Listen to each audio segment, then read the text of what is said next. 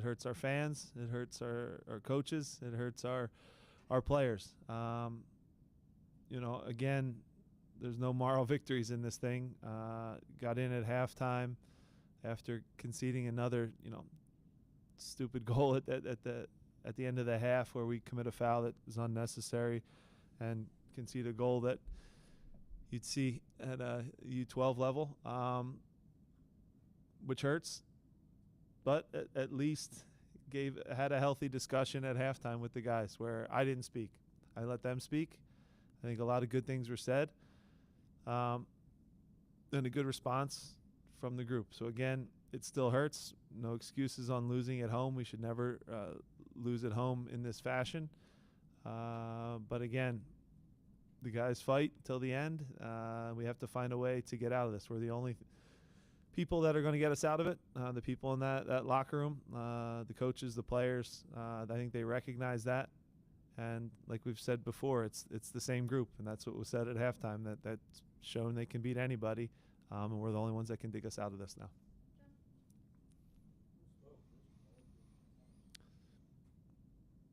Surprisingly, Julian spoke the most, which was great, and I was really impressed by what he had to say, because it was all actually right, accurate, the truth, and it was long.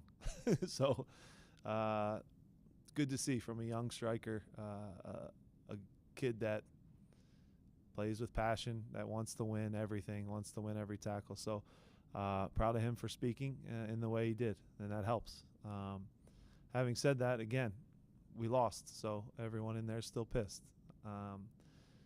The margins are tight, guys. You've heard me talk about this for years. Our margins are razor thin, and right now we have to find a way to fight through things. We are in every game, that is for sure, to the very final offsides call or the goal gets called back. But this group continues to fight. It hurts right now, but like I said, the only people that will get us out of it will be us. Down the stretch, you make 3 substitutions. Yeah. Leave both forwards in. They're obviously your best 2 forwards. Yeah. You knew we were going to ask for this one. At a certain point, over a long period of time, when the substitutions are what they are, we on this side of the ledger might worry if maybe you don't trust some of your attacking substitutes enough to put them out there in a big moment like that. What's your thoughts? Yeah, look, the subs at the end, I know when they happen, people see them as defensive, but we asked Olivier to go almost as like a right winger. Didn't really get as forward as we had hoped. Jose as well, told him to take some risk in there and join the attack for cutbacks. At that point, John, we were thinking Mikel was having a good game, Julian was having a good game, Danny was, I thought having a decent game. Balls weren't bouncing to him in the box, but so we went with those 3 attackers staying on the field. Could we have thrown another striker in and then taken out off a defender? For sure, maybe. But I thought our structure was good. We were getting chances and just didn't finish. The front and go 1, 2, 3, 4.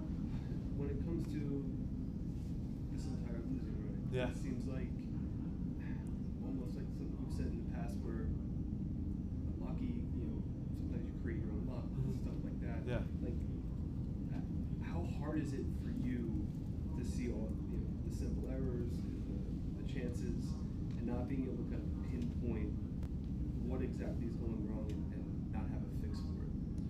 Yeah. So look, it's the first losing streak we've had in roughly 6 years, so it's unique to all of us. So we're trying to find solutions too. We're going to learn a lot about ourselves internally, externally. We're going to learn a lot about ourselves in the coming weeks, because we know we're close, but in pro sports, close doesn't mean anything. I almost cursed there, but close doesn't mean anything. So the margins are tight in every game. There's no excuse to lose as many games at home as we have. It shouldn't happen. It hasn't happened. So again, we're looking for the solutions too, and we'll look internally because that's the only place it gets fixed. So we have to be better as a team. We talk about it all week, the importance of the start, and We concede a minute and a half into a game, which at home, again, I understand things can happen. A bounce can not go your way, but we weren't stable enough to start the game. And then right away now, emotionally, again, energy-wise, it gets deflated, as it should. The guys lose confidence. And we have a lot of good players that are playing good right now too, which is crazy, in a really tough stretch. If you go through the names, you guys can do the exercise. There's a lot of guys that are having decent seasons and again played good tonight, but they trade all that for an ugly win, and we have to find that now, Joe. Close, but what's also close is a lot of departures. Yeah. For key players. Do you feel the pressure of that? You mentioned it at the start of the season, wanting to collect all these points before June because these absences are happening. Does it feel like these next few games are pressure-packed because of the form and the departures that are coming up? Of course, yeah, we're aware of that for sure. There's going to be guys going out. Sometimes this group plays best, Portland as an example, when maybe the backs are against the wall and you least expect it. So hopefully we get a reaction from guys, but it is a reality. A lot of guys are going to be going away with their national team. It's not something that's going to be, I don't know if you guys have seen where the transfer window falls this year. It falls in the same spot, but where our schedule is, we'll have 9 games left by the time anything can really shake up. So that's why when I say it's going to be us and only us, nothing's going to change. So we recognize that. The guys that play the bulk of the minutes, I have full confidence that, they can turn this around and get results. But yeah, that sounds cliche at this point. You guys are sick of me saying it, and I'm sick of saying it. Do you feel any closer to answers after this game of certain things that I take it concede in the second minute is something that you knew going in is not a great thing to do? Do you feel closer to some of the answers at all? I do think I know who our guys that are going to get us through it are, and I know that we're still capable of beating any team. I mean, you guys, again, if you objectively look at it, have we seen a team this year that you just go, wow, we're not even in the same stratosphere? So again, every game's gone down to the wire. As bad as we've started and set ourselves into a bad spot, we've still been in the games. The guys never quit. They still push till the end. Till the last minute, but that's not good enough anymore. Our fans don't want to hear that. We're tired of it as well, but we have to stick together because, again, it's going to be up to us to get us out of it. Hi, Jim. Update on Lowe, and then your thoughts on Harriel and Lewis' performance today. Yeah, so Damian had a back issue yesterday. He wasn't able to train. I thought he'd be able to at least come off the bench for tonight, but woke up this morning and it wasn't feeling good, so he wasn't able to go. Nathan, I thought, had some really good moments in the attack, had some good crosses, got on the end of a few corner kicks, just maybe had some shots even on corner kicks. But again, right now when it's going bad for the group and things aren't bouncing our way, a lot of things get blocked. Matt Freese made a couple big saves.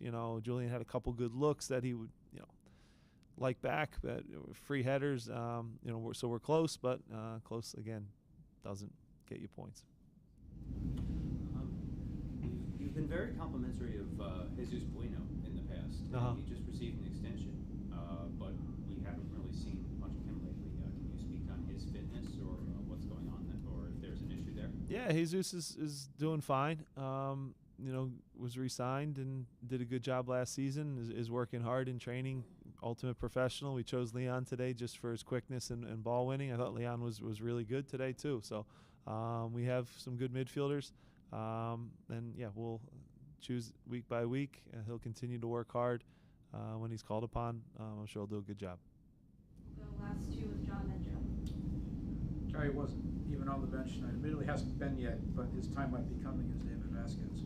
And in terms of attacking options that you might turn to at some point here, especially when Daniel's gone, how close is he to the step up to a game night? Because that position is one that you're going to need some depth at. Yeah, I think it's clear now, right? We'll miss Danny for the Euros. But yeah, there's a bunch of different things that we could do. You could tweak a formation, but David is a natural, number 10. So he's a guy that's getting better and better in training each and every week, and he'll be certainly a guy that we'll lean on during that time when we're a little bit thin, right? So whether that's off the bench as a starter, still to be determined, but he's working really hard. I'd say him, CJ Olney have impressed. Cavan gets going now, coming off of an injury, and we'll resume training tomorrow.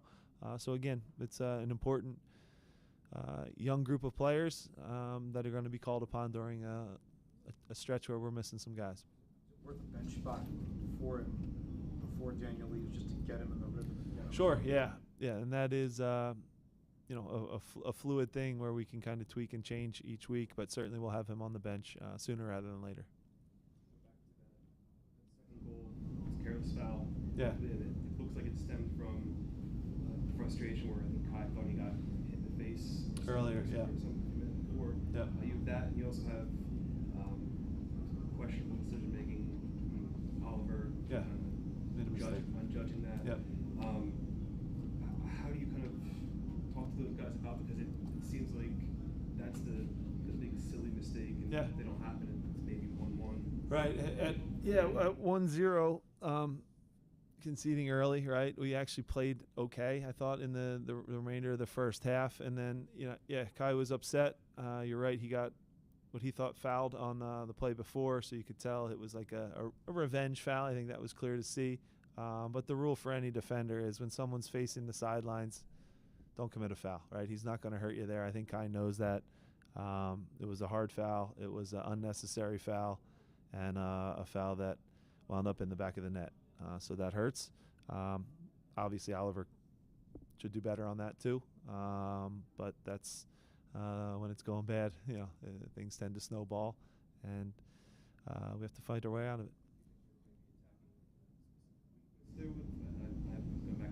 Yeah, everyone scouts. Everyone scouts and watches every game, for sure. All right, thanks, Jim. Thanks.